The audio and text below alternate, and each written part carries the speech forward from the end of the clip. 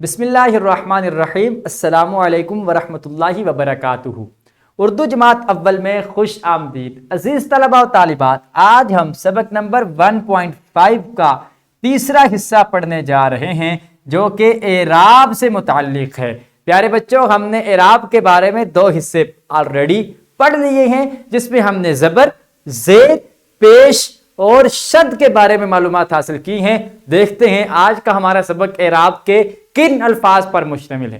سب سے پہلے ایسے لوز کی طرف جاتے ہیں۔ حاصلات تعلم ہیں، حرکات کی علامت زبر، زیر، پیش، تنوین، مد، شد وغیرہ کے درمیان امتیاز کر سکیں۔ زبر پڑھ لی، ہم نے زیر بھی پڑھ لی، پیش بھی پڑھ لی، شد بھی پڑھ لی، باقی 2 علامتیں بچی ہیں۔ تو ہم سمجھ سکتے ہیں کہ آج کا ہمارا سبق انہی 2 علامتوں سے متعلق ہے جو تنوین اور مد کی علامتیں ہیں۔ حرکات کی تبدیلی سے الفاظ کو درست تلفظ کے ساتھ پڑھ سکے۔ پیارے بچوں، آغاز کرتے ہیں اپنے لیکچر کا۔ آج ہم تنوین اور مد کے بارے میں پڑھیں گے۔ دیکھتے ہیں تنوین کیا ہے اور مد کیا ہے۔ 2 زبر، 2 زیر اور 2 پیش کو تنوین کہتے ہیں۔ زبر، زیر اور پیش کو حرکات کہتے تھے، حرکت یا حرکات، جبکہ 2 زبر، 2 زیر اور 2 پیش کو تنوین کہتے ہیں۔ جس حرف پر تنوین ہو اس کو منون کہتے ہیں۔ منون، میرے ساتھ اس لفظ کو بولیے، منون۔ Very good. پیارے بچوں، ہم نے پڑھا تھا جس حرف پر حرکت ہو اسے متحرک کہتے ہیں، متحرک، جبکہ جس حرف پر تنوین ہو اسے منون کہتے ہیں۔ تنوین کبھی بھی لفظ کے شروع یا درمیان میں نہیں آتی بلکہ آخر میں آتی ہے۔ تنوین کی علامت کبھی آپ کو نہ لفظ کے شروع میں نظر آئے گی نہ لفظ کے درمیان میں نظر آئے گی، بلکہ یہ ہمیشہ لفظ کے آخر میں ہوگی، 2 زبر، 2 زیر یا 2 پیش کی صورت میں۔ تنوین کے آخری لفظ میں نون کی آواز آتی ہے، پڑھنے میں آتی ہے، لکھنے میں نہیں آتی۔ جیسے آپ کے سامنے چند مثالیں ہیں، یہاں آپ کو سمجھانے کے لیے نون لکھا ہوا ہے، وگرنہ لکھنے میں یہ نون نہیں آئے گا، صرف پڑھنے میں آئے گا۔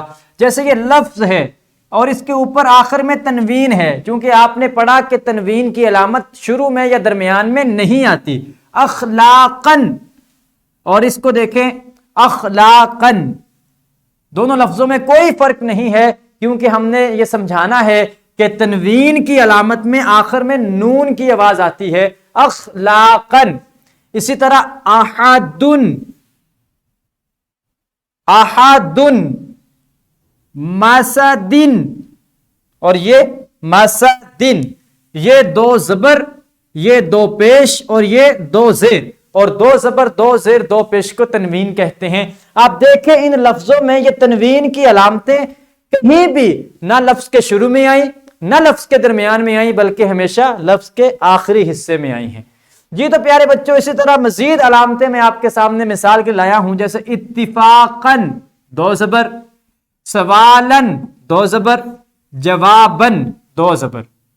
2 زیر کی مثالیں مسدن، عمدن، خسرن، اور 2 پیش کی علامتیں عمیون، احدن اور کتبن۔ تو یہ ساری مثالیں ہیں جو آپ بچوں کے سامنے ہیں، اور یہ تنوین کی علامتیں ہیں، کبھی 2 زبر کی صورت میں، کہیں 2 زیر کی صورت میں، کہیں 2 پیش کی صورت میں، اور جس لفظ پہ یہ تنوین ہو اس لفظ کو منون کہتے ہیں۔ آئیے اب ہم کتاب کو پڑھتے ہیں۔ تنوین، 2 زبر، 2 زیر اور 2 پیش کو تنوین کہتے ہیں۔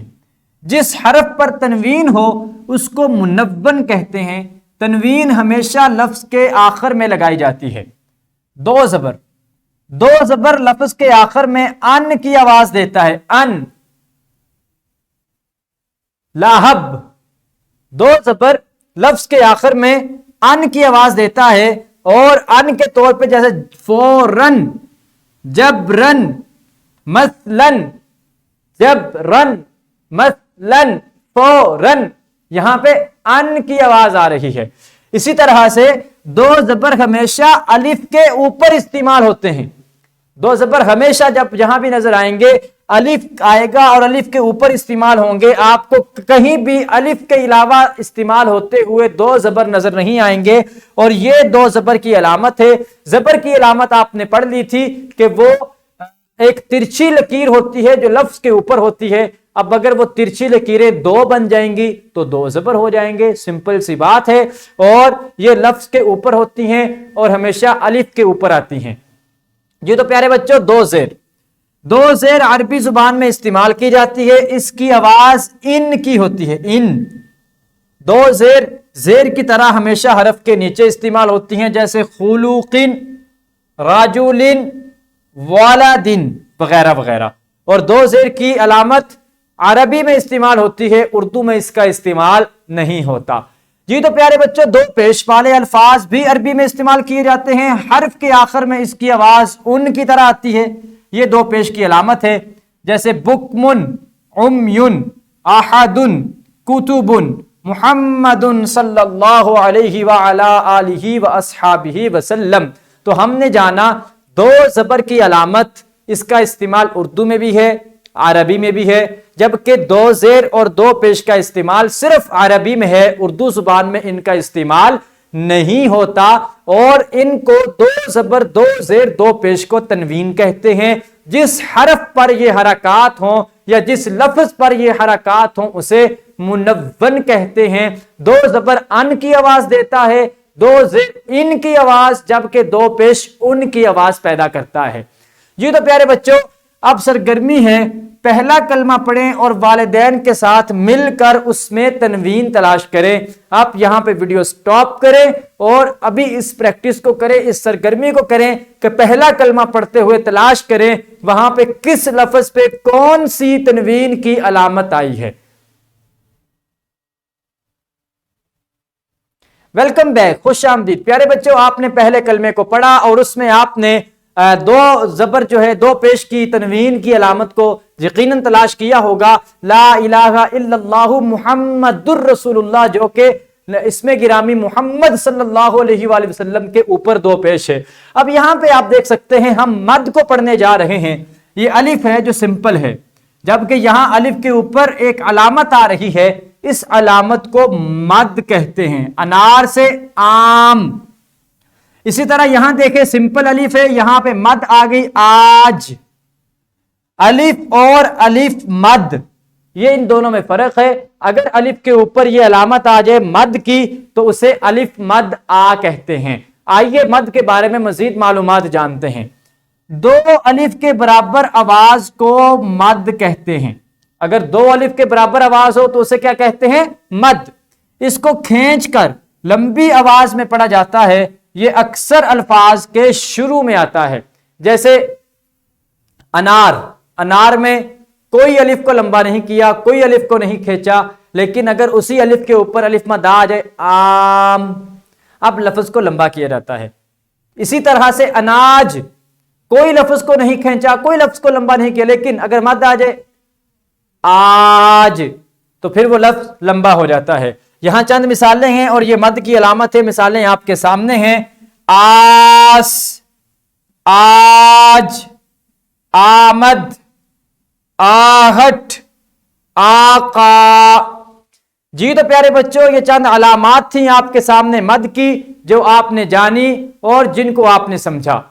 अजीज तलबा और तालिबात, अब हम इसी तरह से हमने मद की अलामात को जाना, मद की अलामात को समझा और हमने मद के बारे में मजीद चीजें जानी कि मद जो होती है वो लफ्ज के ऊपर आती है, अलिफ के ऊपर आती है। अलिफ मद आ तो फिर उसकी वजह से आवाज लंबी हो जाती है। आवाज के अंदर आवाज को हम खींचते हैं और लंबा करते हैं, जैसे हमने मिसालें भी पढ़ी। और ये अलिफ के ऊपर अलिफ मद आ की सूरत में होती है। जी तो प्यारे बच्चों, अब आपके लिए घर का काम है।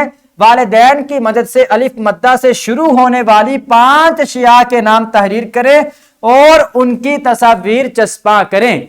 दो चीजें, दो काम आपने करने हैं। एक तो 5 चीजों के नाम लिखने हैं और फिर उनकी तस्वीर लगानी है कहीं से तलाश करके। तो आप ये एक्टिविटी अपने वालिदैन की ज़ेर निगरानी करेंगे और इससे आपको मद की और मद से शुरू होने वाली चीजों के नाम जानने में बहुत ज्यादा रहनुमाई और बहुत ज्यादा मदद मिलेगी। जी तो प्यारे बच्चों, एक और सरगर्मी है। मुअल्लिम या मुअल्लिमा अल्फाज बोलें और तलबा इराब लगाकर दोबारा लिखें। یعنی آپ کے کمرہ جماعت میں آپ اس پریکٹس کو کریں گے. آپ کے استاد محترم، آپ کے اساتذہ کرام کوئی الفاظ بولیں گے اور آپ بچے ان لفظوں کو سن کر ان لفظوں کو اعراب لگا کے بولیں گے. تو ابھی یہاں پہ ویڈیو کو سٹاپ کریں اور کمرہ جماعت میں اساتذہ کرام کے زیر نگرانی اس ایکٹیویٹی کو سر انجام دیں. جی تو پیارے بچوں، یقیناً آپ نے اپنے اساتذہ کرام کے بولے جانے والے الفاظ کو اعراب لگا کر دوبارہ سے بولا ہوگا اور یقیناً آپ نے اعراب والے سبق کو بہت اچھے طریقے سے سمجھا ہوگا. اب یہاں ہمارے سامنے ایکسرسائز ہے.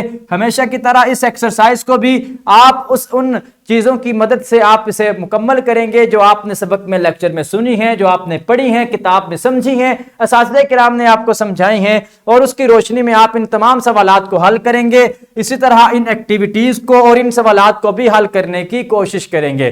جی تو پیارے بچوں، آج ہم نے تنوین اور مد کے بارے میں پڑھا. ٹوٹل ہم نے 6 علامات پڑھی جن میں زبر، زیر، پیش، شد اور پھر تنوین اور مد. تو یہ ساری علامات ہم نے گاہے بگاہے 3 لیکچرز میں پڑھی اور آپ نے ان 3 لیکچرز کو سنا. اس کے ساتھ ہی ہمارا اعراب والا لیکچر مکمل ہوا. کل سے ہم حروف علت اور حروف صحیح کے بارے میں جانیں گے انشاءاللہ تعالی عز و جل. پیارے بچوں، اس ویڈیو لیکچر کی ڈسکرپشن میں آپ دیکھ سکتے ہیں لیکچر کی پی پی ٹی، حاصلات تعلم کے مطابق لیسن پلان اور ورک شیٹ کو ڈاؤن لوڈ کریں گے، اسے فل کریں گے. فل کر کے مکمل کرنے کے بعد اساتذہ کرام کے بارگاہ میں پیش کریں گے اور اساتذہ کرام اسے چیک کرنے کے بعد آپ بچوں کو ریمارکس دیں گے اور آپ شاباشی وصول کریں گے. پیارے بچوں، اس کے ساتھ ہی مجھے اجازت دیجیے. کل نئے لیکچر کے ساتھ دوبارہ آپ کی خدمت میں حاضر ہوں گے. اللہ حافظ.